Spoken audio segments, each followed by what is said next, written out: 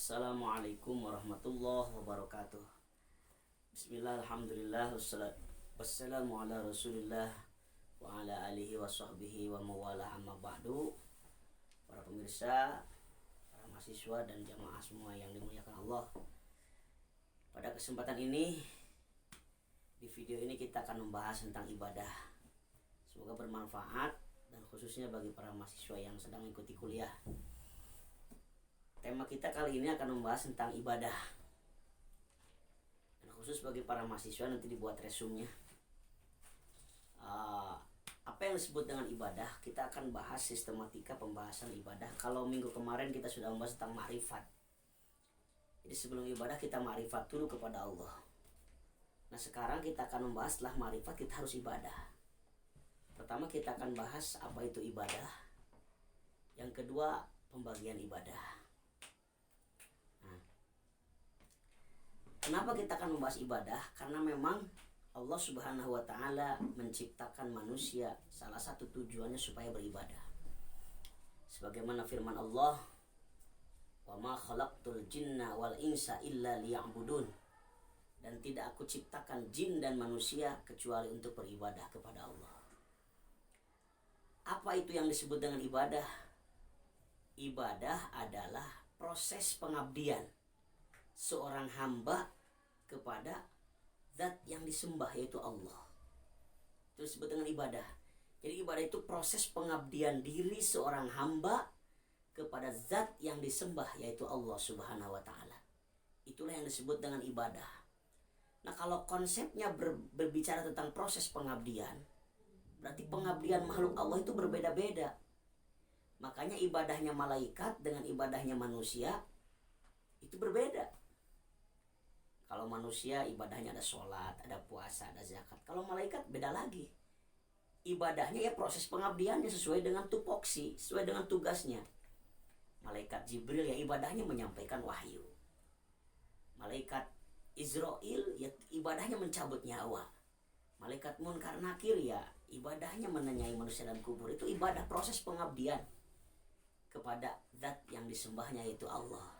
Nah proses pengabdiannya ya tergantung yang diperintahkan oleh Allah.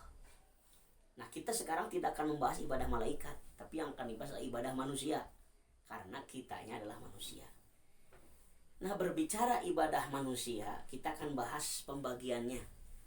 Yang pertama, dilihat dari segi hubungan antara manusia dengan Allah, ibadah itu terbagi dua. Yang pertama ada yang disebut dengan ibadah mahdoh. Yang kedua ada yang disebut dengan ibadah ghair mahdoh. Kalau ibadah mahdoh adalah ibadah yang prosesnya langsung berhubungan dengan Allah, tanpa melalui perantaraan manusia. Contohnya apa? Sholat. Sholat itu ibadahnya langsung kepada Allah. Puasa langsung kepada Allah. Itu namanya ibadah mahdoh, tanpa melalui perantaraan manusia. Yang kedua yang disebut dengan ibadah ghair mahdoh.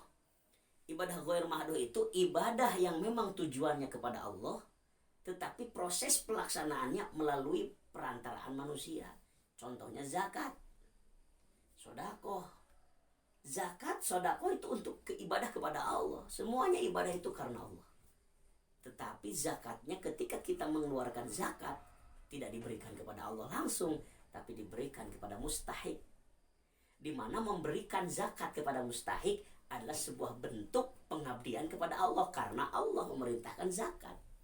Dalam Al-Quran, wa aqimus sholata wa atuz zakah. Dirikanlah sholat dan tunaikan zakat.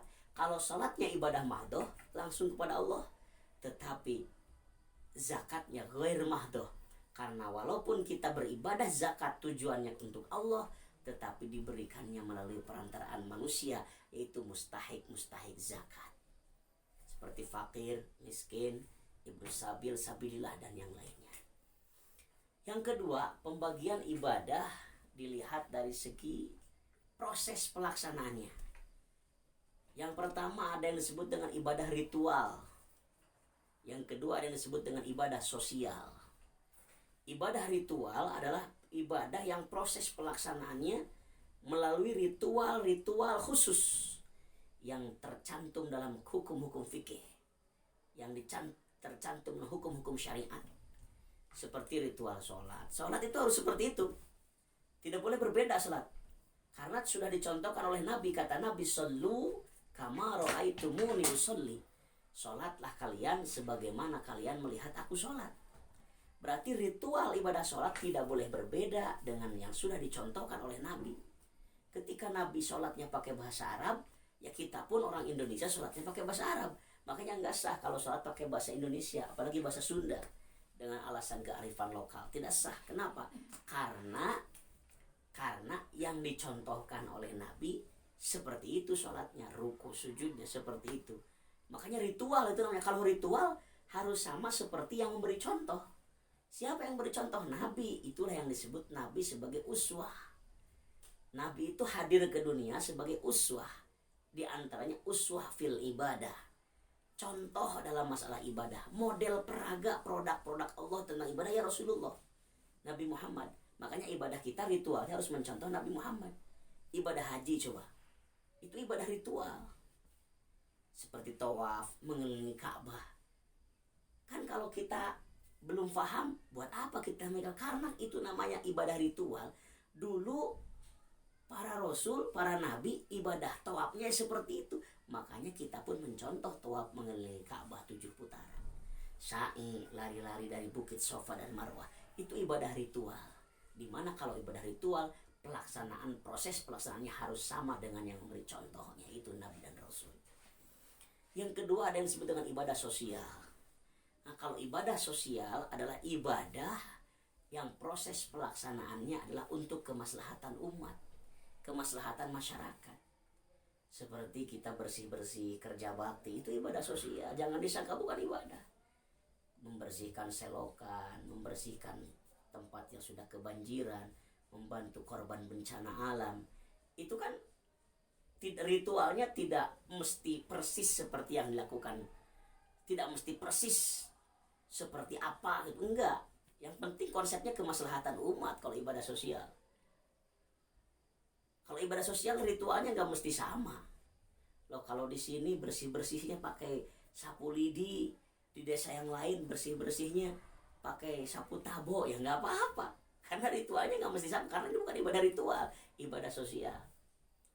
Nah, kalau di sini membantu korban bencana alam dengan memberikan supermi, kok di sini dengan memberikan pakaian, ya nggak apa-apa. Karena yang namanya konsep ibadah sosial terserah bagaimana saja prosesnya. Yang penting tujuannya kemaslahatan umat, kemaslahatan rakyat. Itulah yang disebut dengan ibadah sosial. Yang ketiga ada pembagian ibadah dari segi fasilitasnya. Fasilitas ibadah. Ibadah dilihat dari segi fasilitas terbagi 3. Yang pertama ada yang disebut dengan ibadah jasadiyah mahdoh, yaitu ibadah yang fasilitasnya hanya dengan menggunakan jasad, menggunakan badan saja. Contohnya apa? Sholat, badan yang dipakai, nggak mesti bayar kok sholat. Apa masuk masjid harus bayar? Apa kita sholat harus bayar? Tidak. Itu namanya ibadah jasadiyah mahdoh. Puasa, jasadiyah mahdoh, menahan lapar. Ibadah jasadiyah mahdoh, ibadah yang fasilitasnya hanya menggunakan badan, gratis, tidak usah bayar. Wah, itu pakaiannya bayar, mukenanya bayar lah. Emang sholat nggak wajib pakai mukena. Yang wajibnya itu menutup aurat. Kalau misalnya nggak punya uang untuk beli mukena, apapun jadi, pakai daun kek, pakai apa kek, yang penting menutup aurat. Nah, yang kedua ada ibadah yang fasilitasnya disebut ibadah maliyah mahdoh. Artinya ibadah yang fasilitasnya hanya menggunakan harta, tanpa menggunakan jasad, tanpa menggunakan badan. Contohnya apa? Sodako. Zaman sekarang kan sodako nggak mesti nginci gitu, diantarkan ke tempat. Transfer juga jadi, tinggal klik transfer, badannya nggak usah datang ke lokasi. Transfer juga jadi, itu ibadah maliyah. Zakat, sodako nggak mesti menggunakan jasad. Nah, yang ketiga ada ibadah jasadiyah wa maliyah, yaitu ibadah yang fasilitasnya menggunakan jasad dan harta. Contohnya contohnya ibadah haji.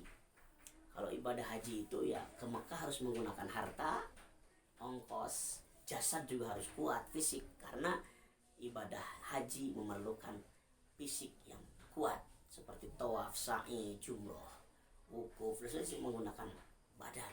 Tapi harta juga utama karena ongkos. Nah itulah pembagian ibadah. Lalu apa manfaat dari ibadah? Jika seseorang sudah bisa melaksanakan ibadah, berarti dia totalitas menjadi hamba Allah, akan diakui sebagai hamba Allah yang soleh. Dan sebaliknya, orang yang tidak melaksanakan ibadah berarti dia adalah pembangkang terhadap perintah Allah. Itu saja untuk materi kita kali ini, membahas seputar ibadah. Nanti kita akan bahas satu persatu yang dalam sudut ibadah itu apa saja. Nanti sholat kita bahas, nanti kita zakat kita bahas, kita puasa nanti kita bahas. Yang penting sekarang kita tahu dulu ibadah itu luas. Ibadah itu bukan hanya ritual, tapi ada sosial. Ibadah itu bukan hanya di masjid, tapi di mana saja kita bisa beribadah. Semoga kita menjadi orang-orang yang ahlul ibadah. Wallahul muwaffiq ila aqwamit thoriq. Wassalamualaikum warahmatullahi wabarakatuh.